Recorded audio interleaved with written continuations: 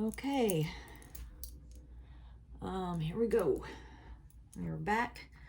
We are going to see about finishing this up. If we don't finish it up this sitting, it will be finished up in 2 sittings. But all right, so I am going to finish up these cliffs. I am going to finish up these trees back here for sure. I need to put some reflections in the water down here. And I want to darken, I'm not sure, let me make sure you can see this. I want to darken this section here, and I'm going to darken back here a bit just to add some depth, because it kind of looks like this goes into nothing. and I want it to be connected. But I think it's holding together. We've got the midtones. I do have these darks here. Kind of do that as a key for myself to keep me keep my focus on where I want my light level to be. You can do a whole painting having your darkest darks here and your lightest lights here, and have a very dark painting, evening painting. It's, you know, it depends on the mood, but you can do that. But this, I had a specific feeling I wanted to get across with this, and so this is the color palette I picked and the amount of light that I wanted to come through. I wanted it to be on kind of a higher level, you know, not a overpowering sunny day, but a warm and you know, diffuse warmth in the painting. So hopefully I'm getting it across. Now I'm getting emotional, so let's stop that and let's get painting. So I am going to wet just this area here. In this cliff area, I'm going to use a scraping technique, but I want to keep, I'm working towards a certain moisture level in this area. This rim is kind of dry, the heat's kicking on, and I need to time it correctly, give myself, so keeping this nice and having it good and moist is going to give me some leeway, some time leeway.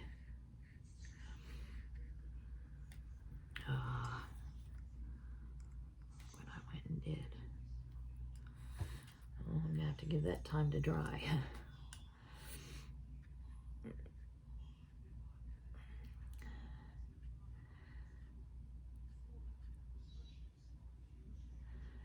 Now I really, this is one of my favorite techniques, but it is one that requires some practice. I have not done it in quite a while, so let's keep our fingers crossed that I can pull it off. All right, I'm gonna get down here in this water, and took me a while to decide whether this was going to be water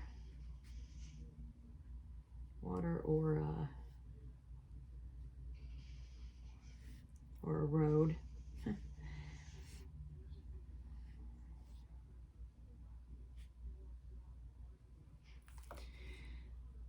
it just, of course, came out Looking like definitely water. I think it's appropriate.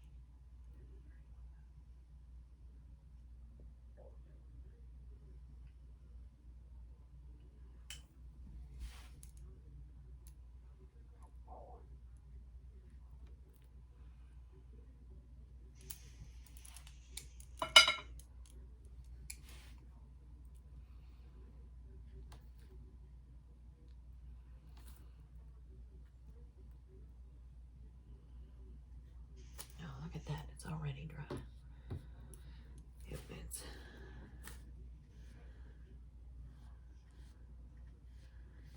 It is dry in this house.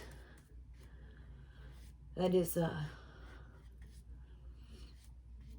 something that you really have to contend with when working with watercolors, is the humidity of the air around you. It's very much a natural or part of nature type medium. It reflects everything that's going on around you. It just really does. If painting outdoors is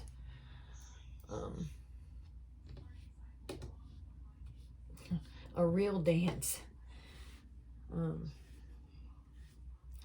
the old masters that used to go out, and that's how they use it, watercolors. They go out and do a quick watercolor out in the, by the pond, or the old impressionists, and take that, because you can do it quickly. You don't have to worry about drying time. Take it home, and then they do their oils. So it was part of their studying.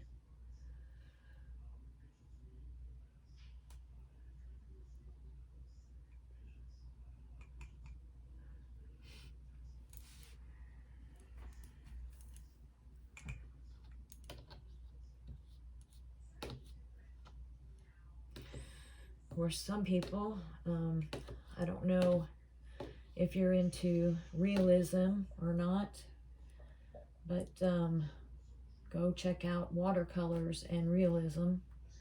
You'll be floored. They look like photographs. It's absolutely amazing. Watercolors gets put on the paper in an opposite way than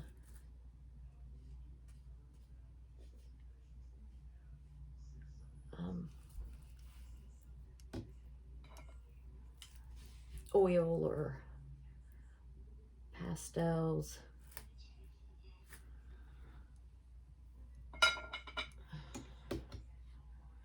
You know, in those, you put in the white, you put in the highlights, and often you do it after you've put in the darks.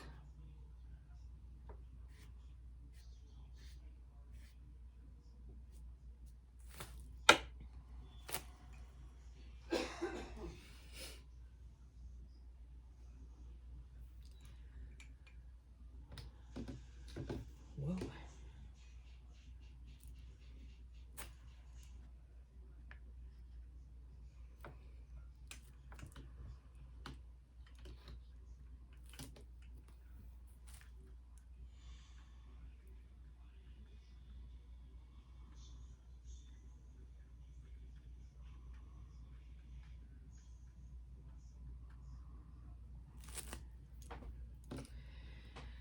All right, that done. Let's let that dry, and then we'll, it's doing that, we'll work on these trees.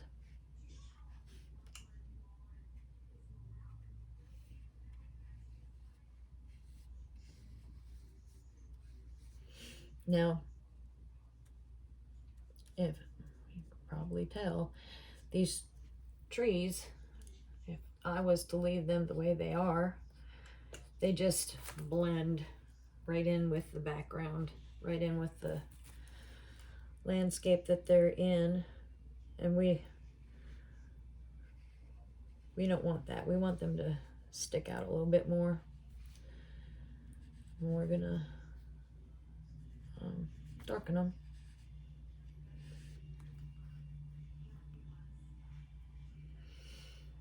Now, the way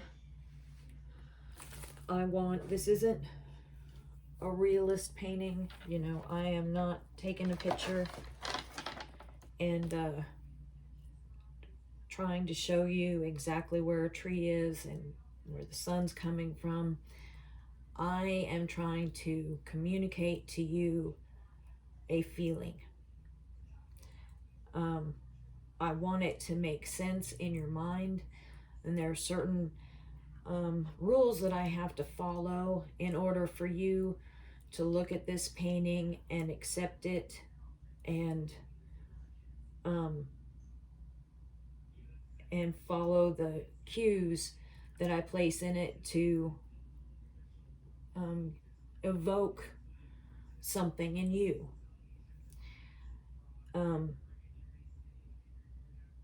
So in order to do that, I use color, I use angles, I use spacing, I use, I'm going to call it the beat. And when I say that, the frequency and amount of dark and lights that are in there, and the amount of movement and clutter, if you will. So when I am looking at these trees, I know I want them to stand out. I want them to be part of what holds your eye in the painting. So in order to do that, I'm using a backlit stance. I'm very diffused, but basically backlit, meaning that all the light is coming from behind, and that's where most light is. And as you come forward, it's going to get darker and darker and darker, kind of like you're standing on the edge of the woods, which is represented here in this dark area. I'm going to make this darker area. It's going to make you feel snuggled. And then we'll have these trees here, which are a little bit lighter, but they'll hold your eye in, but they have to be detailed. I don't want them to be dark. I want the painting to continue to feel light. So, but I need to put detail in them. So that's what this is about, is making these trees stand out in order to keep the cohesiveness and balance in the painting and stay true to the feelings that I'm trying to invoke in the viewer.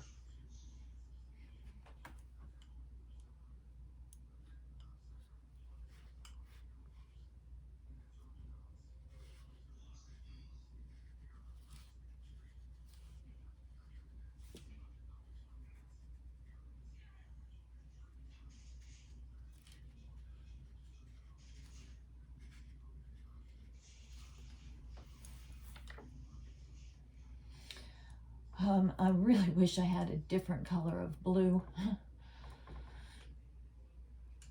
I want to get some cerulean blue. Works great for this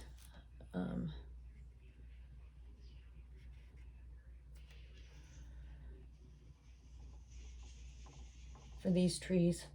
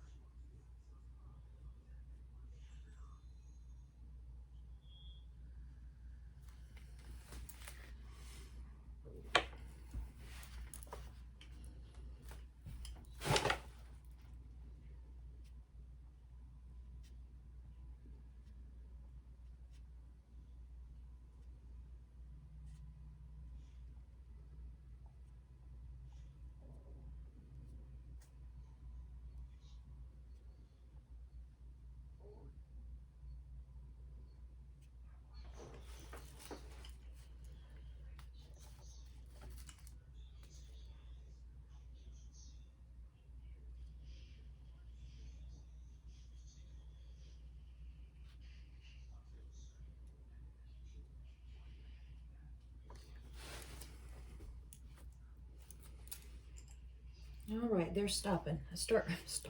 They're starting to come to life. I decide which I'm gonna use this pen today.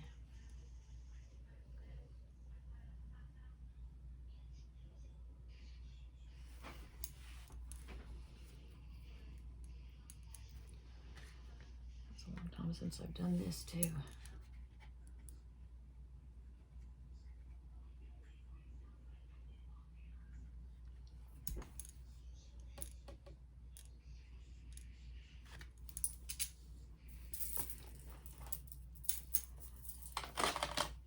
Sorry about that.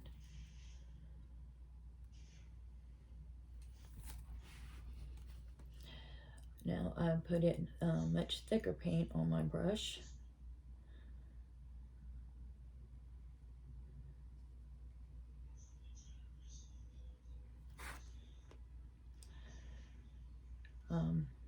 It's important when you're putting these in that you look at your spacing.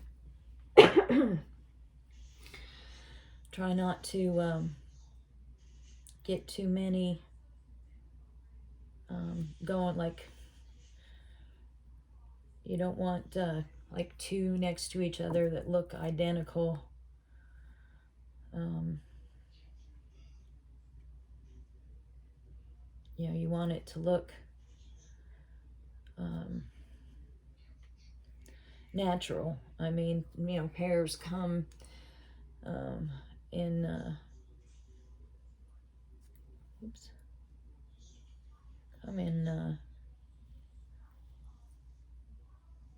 in nature, of course, but it's they aren't exactly even if they are exactly the same size, they're not standing exactly next to each other, and you're not looking at them at exactly the perfect angle. I mean, that happens, but it's just not common, and it just doesn't look.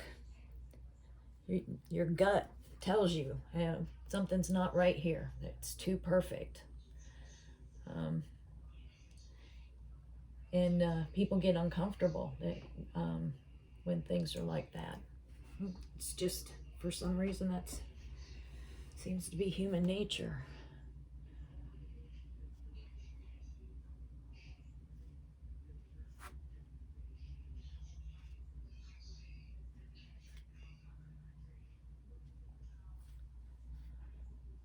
That's the other thing, you know, when you're, you know, what is a perfect tree?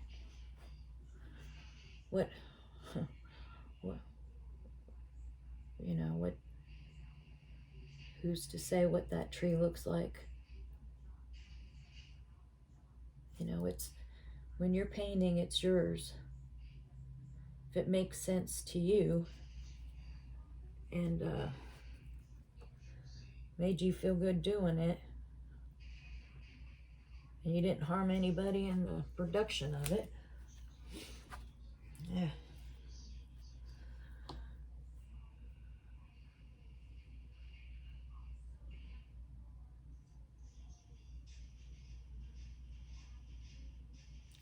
And when I was learning how to paint watercolor, I've always been a drawer.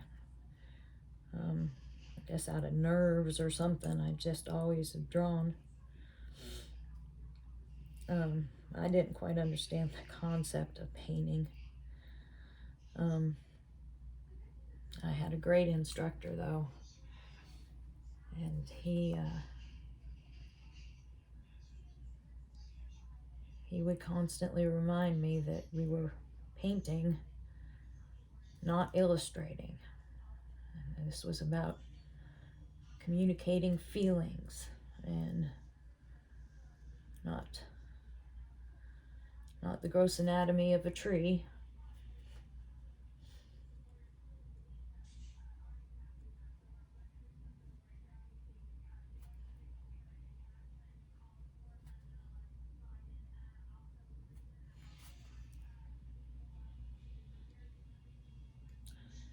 when I started thinking about it that way and loosening up a bit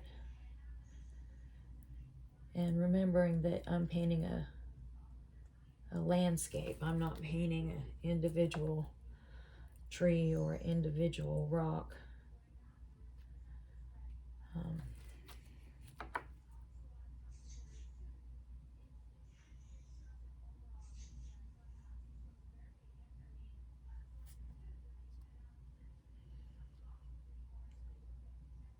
It helped me get over some of the I think the right word, obstacles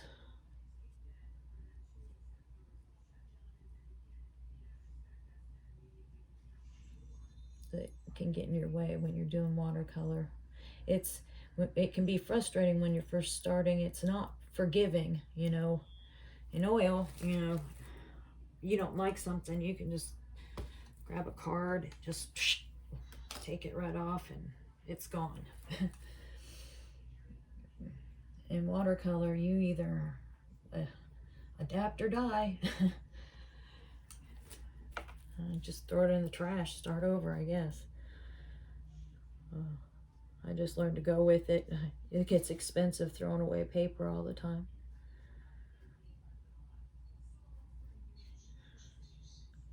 Oh, I forgot what I was saying earlier.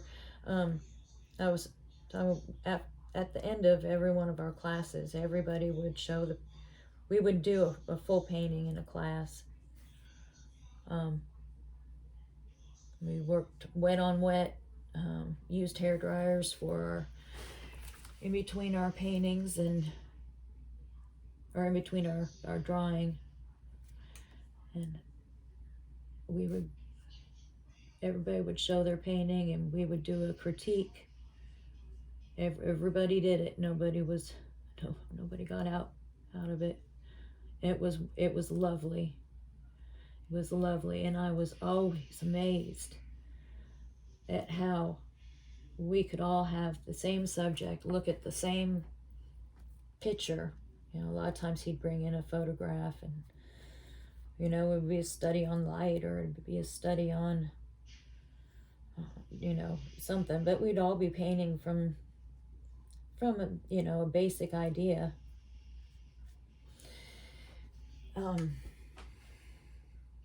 And every painting was different.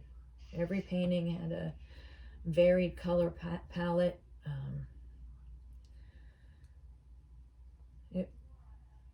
Everybody saw it differently, and it was the most amazing thing. It just you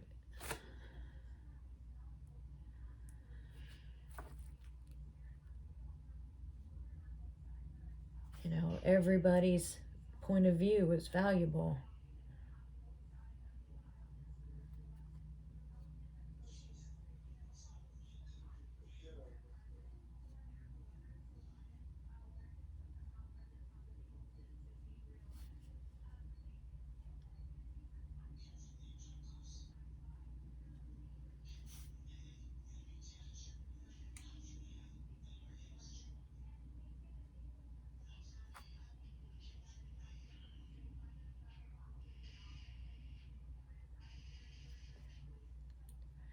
I don't want to say we had people of all types that were there. We had an elderly woman who was the beginning stages of Alzheimer's who came in.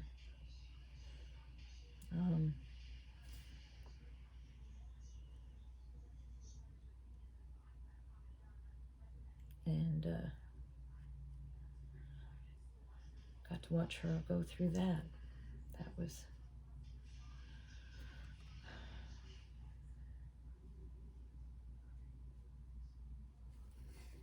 emotional.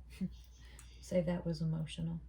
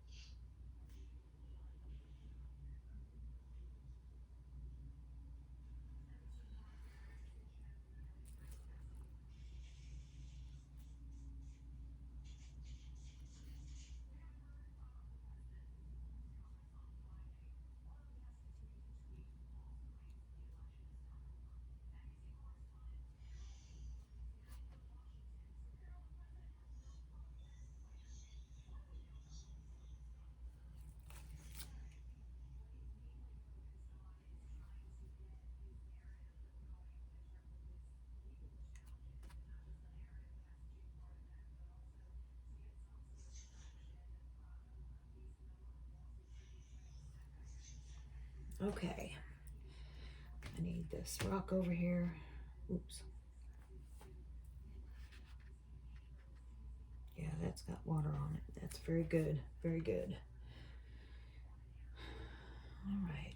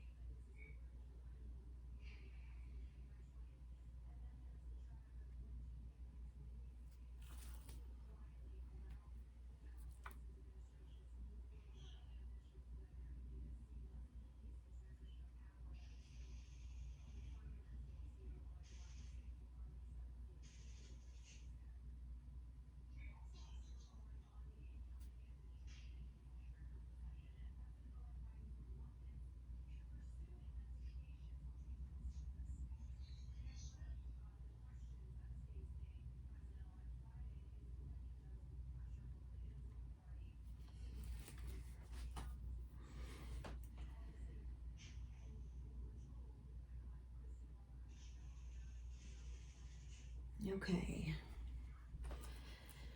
All right, good.